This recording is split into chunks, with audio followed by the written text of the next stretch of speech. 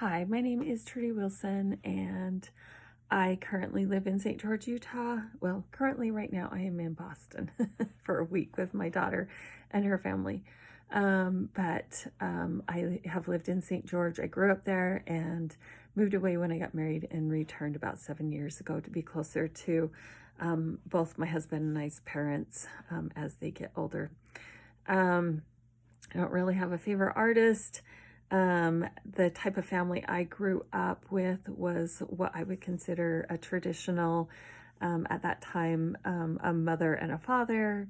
My dad went to work, my mom stayed home, and was home with us all the time. And I loved having that, and that was something I wanted to take to my own family. And my husband was really good of being supportive of that and allowing me to be home with our kids. My daughter, my youngest, so I have 5 children, and my youngest graduated about a year ago. And a few years before she was to graduate, I decided I needed to go back to school and get my degree so that, I have it and I can say I have it. And if I want to do something with it, great.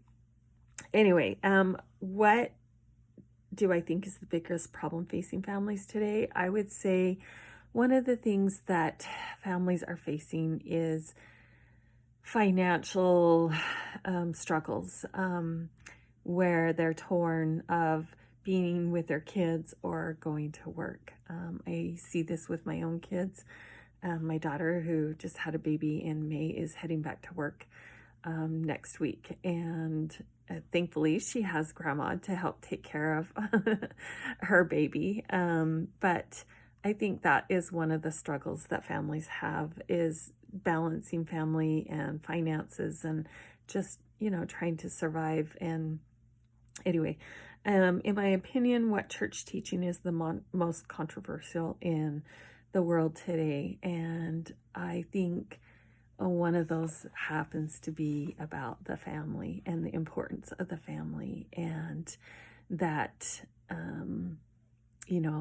a family should, if possible, consist of a male and female. I think that is one of the things that the world disagrees with, and I know there's different situations for everybody, but I think the way Heavenly Father would like it to be as possible. I mean, we saw with the pioneers that there were times that there were single women and single dads, and it happens. And anyway, but we are stronger when we have at least two parents that are helping with the family. So that's my take on one of the most controversial things today.